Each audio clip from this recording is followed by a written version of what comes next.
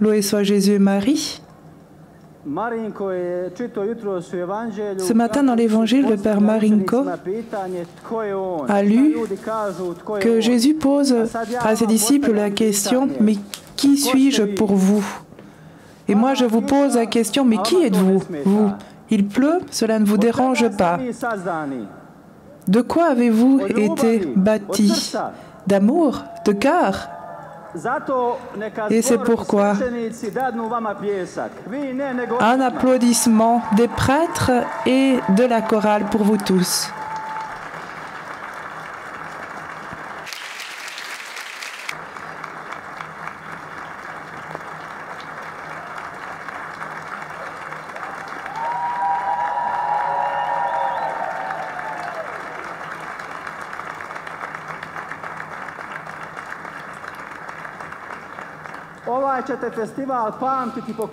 Vous vous souviendrez de ce festival par la pluie. Il y a eu 4 jours de sécheresse et Dieu et Notre-Dame ont donné la pluie. Quand il pleut, c'est un signe que tout est réussi, que tout est bon. Et c'est pourquoi Dieu veut nous montrer que le festival a été réussi. Je me suis mis ici à côté de la statue de la bienheureuse Vierge Marie car je désire qu'elle soit au centre. Elle porte Jésus dans son cœur. Donc notre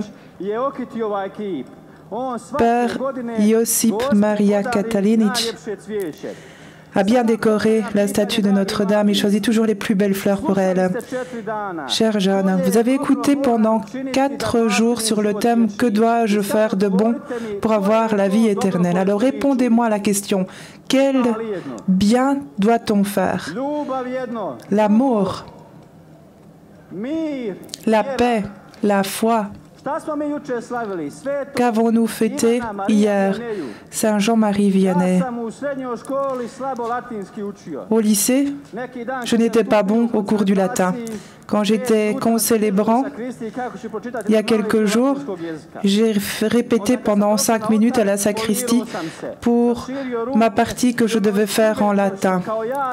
Et puis, quand j'étais sur l'autel, je l'ai fait tout de suite sans me tromper, comme si je connaissais bien le latin, alors que je venais de répéter à la sacristie. Et c'est ainsi que Saint Jean-Marie Vianney n'était pas bon à l'école et le professeur a dit on ne peut leur donner prêtre alors que cela faisait 4 ans qu'il était aux études. Il a commencé à pleurer et on a dit à l'évêque il ne peut être ordonné, il ne connaît pas le latin.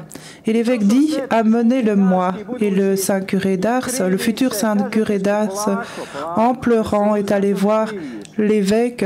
L'évêque dit calme-toi, mais je désire devenir prêtre. Lentement. Ils ont assis les profs avec lui et il dit au professeur, je vais vous poser 3 questions. Si vous répondez à ces 3 questions, on leur donnera. Les prêtres surpris dirent, c'est bien, ok. Est-ce que Jean-Marie Vianney aime l'Eucharistie? Oui, il est tous les jours à la messe. Deuxième question, est-ce qu'il aime Notre-Dame? Les professeurs répondent oui. Troisième question, l'évêque dit sait-il prier son chapelet? Oui. Ordonnez-le.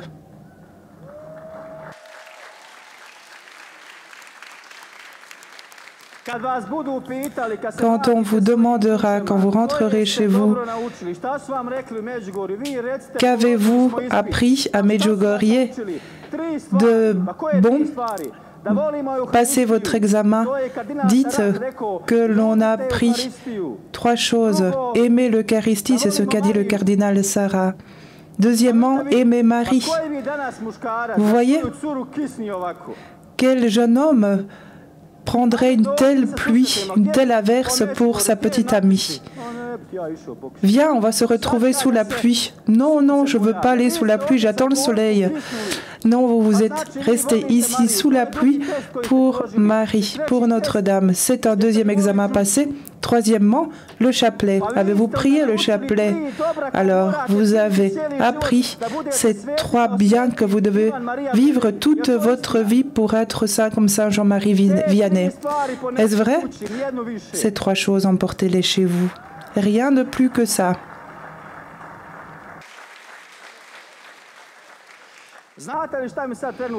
Savez-vous ce qu'il me manque maintenant? La pluie. J'ai l'habitude, moi et vous, quand la pluie cessera, ce sera bizarre pour vous. Je vais vous raconter 2 événements. Je vais comparer 2 jeunes hommes pour que vous puissiez voir ce que vous allez devenir dans votre vie, l'un ou l'autre. J'ai essayé de le répéter plusieurs fois. À Chiltuk et à Umac, il y avait tant de débats. Je n'arrivais pas à bien le raconter, mais cette fois-ci, la 3e fois, j'espère que je vais réussir. Je salue tous les Polonais.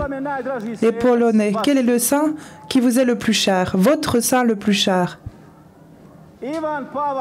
Jean-Paul II. Alors, un applaudissement pour notre saint pape. C'est mon saint le plus cher. Sur WhatsApp, mon nom n'est pas Goran, mais Carole. Oui, je l'ai fait. Sur WhatsApp, je m'appelle Carole. Alors quelqu'un me dit, mais pourquoi tu mis Carole? Moi, je garde le silence. Donc, j'aime Jean-Paul II. Mais il y a un saint particulier qui est venu de Pologne avant Saint Jean-Paul II, c'est Saint Maximilien Kolbe. Il y a un grand applaudissement pour Maximilien Kolbe. Une histoire courte. Les parents ont reçu un enfant. Leur 2e enfant, ils l'appellent Raymond. Et la mère dit, j'aimerais tant qu'il devienne prêtre. Le père dit, non, je n'aimerais pas ça. Que notre fils aîné devienne prêtre, François, mais que Raymond reste à la maison. Et la mère dit, mais moi aussi je voulais devenir religieuse et je n'ai pas pu. Donc j'aimerais que Raymond devienne prêtre. Et à la maison, ils avaient une statue de Notre-Dame et tous les matins, les parents priaient matin, midi et soir devant cette statue. Et ce petit Raymond grandissait et voyait la statue de Notre-Dame, aimait Notre-Dame. Et le matin, le soir, la mère le trouvait toujours à côté de la statue. Lorsqu'il avait 10 ans, que s'est-il passé? Il s'est enfermé en lui-même. Et la mère, qui remarque tout, quand je rentre à la maison, elle lui dit, où étais-tu? Elle comprend tout. Elle lui dit, que se passe-t-il? Que se passe-t-il? Pourquoi es-tu troublé? Il dit, Notre-Dame m'est apparue. Qu'a-t-elle dit? La mère était effrayée et il dit, elle est sortie de l'image. Et elle m'a montré 2 chapelets, un chapelet rouge et un chapelet blanc. Et elle m'a tendu sa main et m'a dit, Kolbe, choisis un des 2. C'est un message pour vous tous. Et le message de Kolbe, Notre-Dame ne recherche pas les doux, ceux qui savent bien parler, mais ce qu'elle cherche, c'est des guerriers. Vous qui êtes restés sous la pluie, vous êtes une armée sans armure, une grande armée. Et Notre-Dame lui dit, quel chapelet vas-tu prendre? Et Kolbe dit, donne-moi les 2. Et sa mère commence à pleurer. Elle lui dit, mon fils, pourquoi as-tu pris les 2? Elle avait peur, maman. Le blanc, c'est la pureté. Et le rouge, c'est le martyre. Maintenant, je vous demande, Notre-Dame est ici devant vous. Aujourd'hui, elle met devant vous 2 chapelets. Je vous donne 10 secondes. Dans votre cœur, Notre-Dame fait maintenant ce qu'elle a fait pour Kolbe. Marie veut conquérir le monde avec toi pour le Christ. Que veux-tu prendre? Que veux-tu vivre dans le monde? Vas-tu prendre la chasteté ou le martyre ou les deux? Tu as 10 secondes pour choisir. Ferme les yeux et prends un chapelet.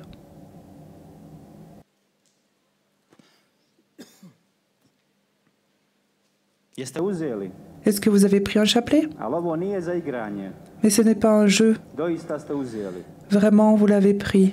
Ce n'est pas facile d'être martyr. Ce n'est pas facile de vivre la chasteté dans un monde impur. Et donc il s'en va au séminaire. Il a 10 ans. Il est très intelligent. Dieu lui a donné une grande intelligence. Et son frère aîné est allé au séminaire. Et lui aussi. Et le jour où il doit faire ses vœux, il dit « Je ne deviendrai pas prêtre ». Il dit « Je veux être pur, je veux être martyr, mais je ne veux pas être prêtre ». Et quand sa mère vient le saluer et le serre dans ses bras, elle dit « Où es-tu, mon petit Raymond ?» Maman, j'ai une bonne nouvelle, dit-elle. Ton frère cadet va aussi être prêtre. Et Kolb voulait interrompre son chemin sacerdotal. Et sa mère lui dit, il n'y a plus personne à la maison. Nous avons décidé d'aller au monastère, au couvent. Nous aussi, je vais chez les bénédictines et ton père va aller chez les frères de Cracovie. Il était brisé par cela et il dit, je deviendrai prêtre. Alors qu'il avait l'intention de ne pas le devenir, mais c'était quand même son chemin. Ailleurs, en Pologne, un deuxième enfant naît, Franz et Caroline, et ils ont un deuxième enfant qui les comble de joie, qui s'appelle Rudolf. Et on lui dit, tu vas être soldat, dans toute ta famille, tous sont soldats. Et le père dit, c'est impossible, mon Rudolf va devenir prêtre. Tu penses sérieusement, dit la mère? Oui, je le consacre à Dieu, je donne à Dieu maintenant afin qu'il devienne prêtre. Rudolf, je désire que tu deviennes prêtre, même si tu ne m'entends pas encore maintenant.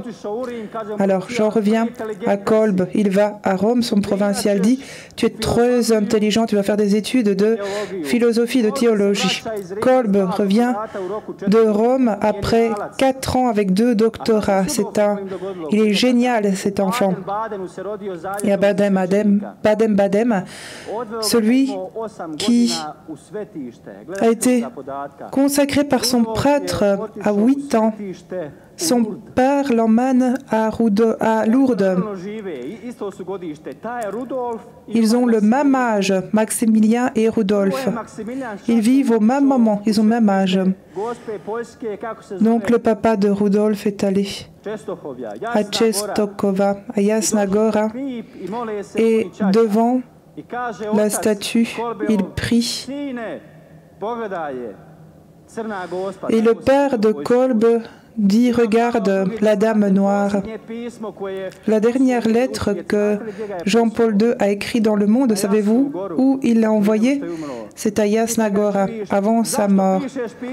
Et Dziwisz lui a demandé, pourquoi écris-tu une lettre? Je désire l'envoyer à ma mère parce que c'est à cause d'elle que tout a commencé. À qui écriveriez-vous une lettre si vous saviez que vous alliez mourir demain? Eh bien, c'est ce qu'a fait Jean-Paul II. Il a rendu grâce à Marie à Jasna Gora en lui envoyant une lettre. Et donc, petit, ils ont prié devant cette statue, lui et son père. Et son père lui a dit, elle ne t'abandonnera jamais. Seul toi peux l'abandonner. Mais ne l'abandonne jamais, mon fils. Et les autres, Rudolf, sont allés à Lourdes.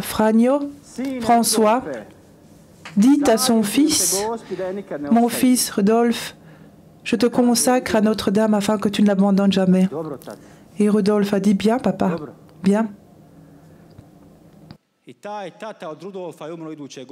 L'année suivante, le papa de Rudolf est décédé. Rudolf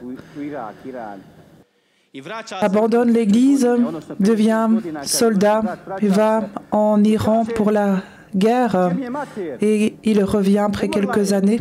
Il dit « Mais où est ma mère? Elle est morte. Elle est morte quand tu as quitté la maison. » Son oncle lui dit « Donnez-moi l'argent que mon père m'a laissé. » Non, dit son oncle, ton père a dit que tu auras cet argent que tes parents t'ont laissé si tu deviens prêtre, parce qu'il a laissé cet argent pour tes études. Non, je ne veux ni l'argent, ni les études, ni devenir prêtre. Alors, que pensez-vous? Qui était ce Rudolf qui devait devenir prêtre? Il a fait Auschwitz. Rudolf Hess, dont le père l'a consacré pour qu'il devienne prêtre lorsque, en Allemagne naziste, Hitler cherchait l'homme le plus terrible, le plus mauvais.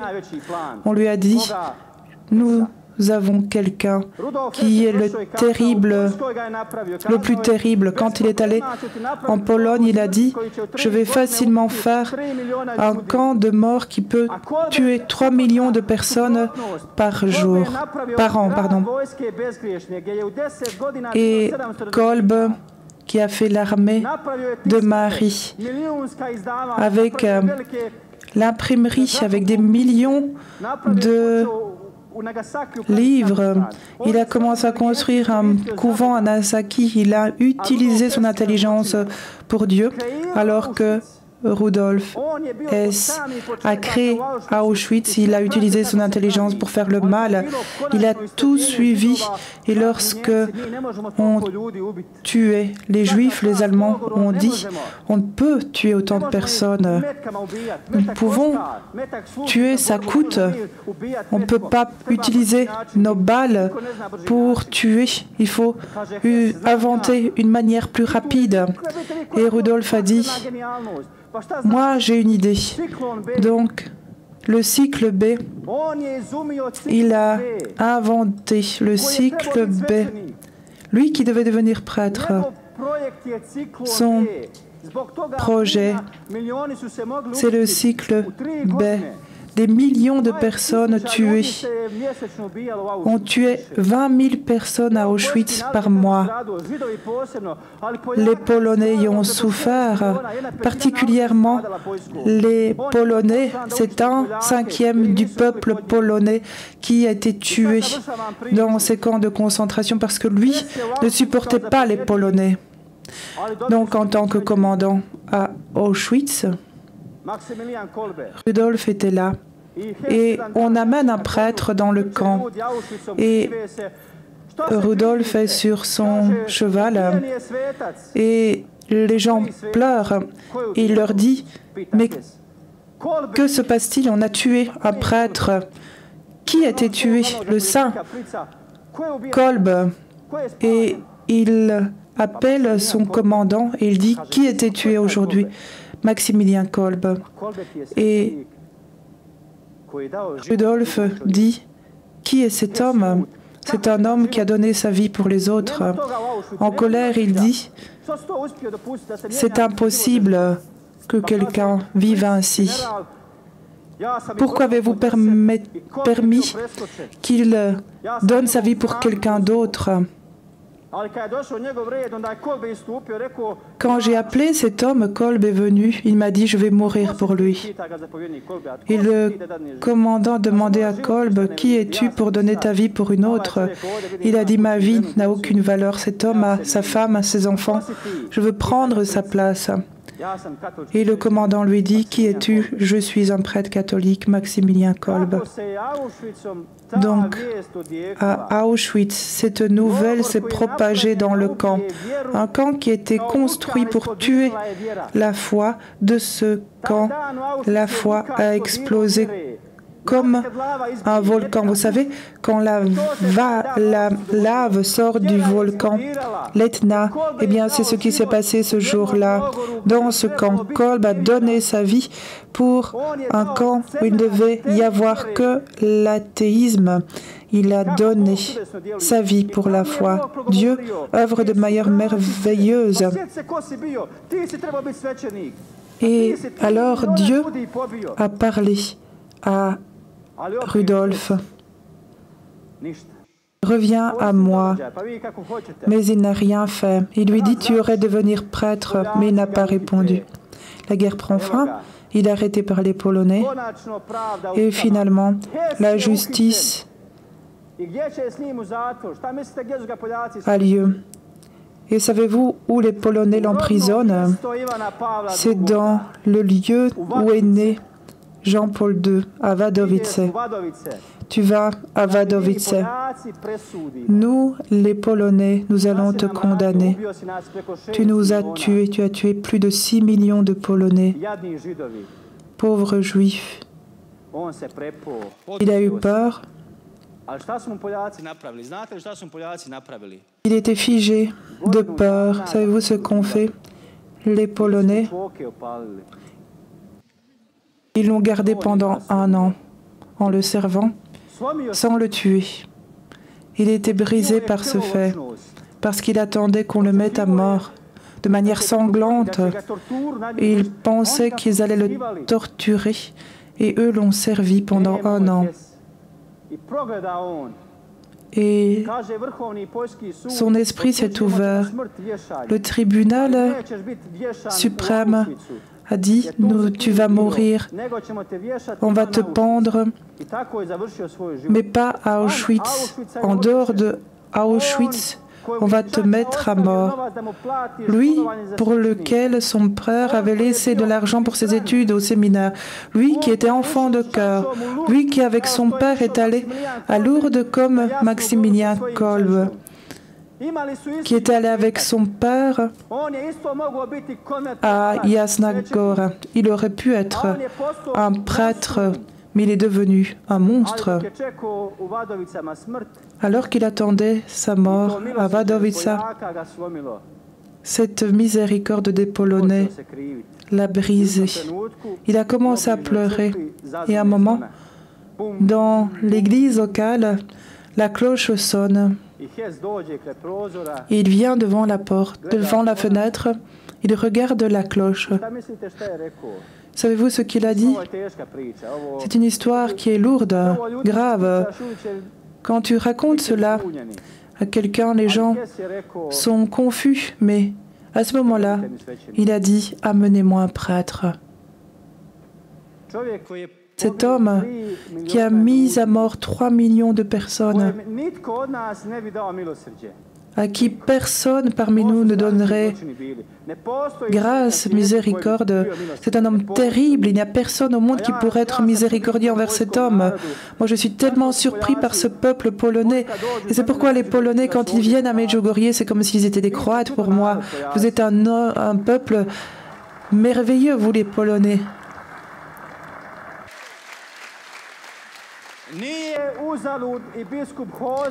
Ce n'est pas en vain que Monseigneur Hoser est de Pologne, lui que Notre-Dame a envoyé ici. On l'applaudit lui aussi.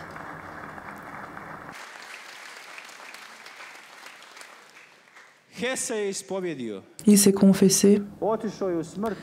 Il est allé vers la mort après la confession. C'est un fait que peu de gens connaissent. Et nous abandonnons tout cela entre les mains de Dieu. Dieu est le juge de ma vie, de ta vie. Mais je vous raconte cette histoire afin que, dès le début, toi, tu choisisses d'être comme Maximilien Kolbe. Et je termine avec Jean-Paul II. Il était élu pour être pape et il va en Pologne pour effondrer le communisme. Et on lui demande où veux-tu célébrer la messe? Il dit, je souhaite célébrer la messe à Auschwitz un jour. Mais que vas-tu faire là-bas? Je désire dans le bunker de la faim où est mort Maximilien Kolbe. Et le pape y est allé, c'était le lieu le plus terrible, parce que quand on enfermait ces gens dans ce bunker de la faim, les gens mouraient pendant des jours. Avec les gaz, ça allait très vite. Mais Lui, Kolb, est mort parmi les derniers.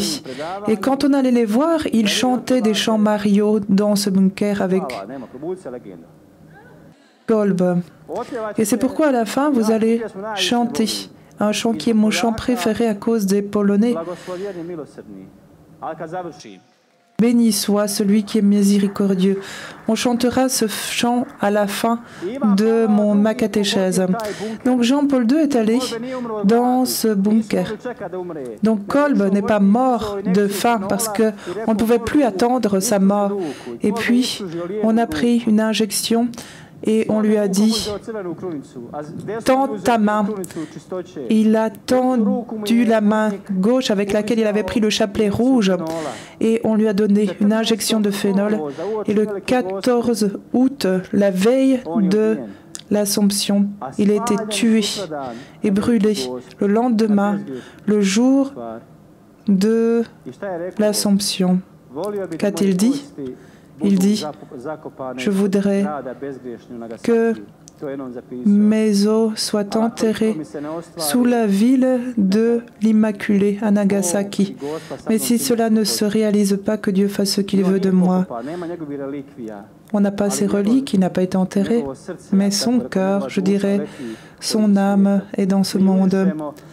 Nous respirons non pas l'air de la haine, mais l'air de l'amour.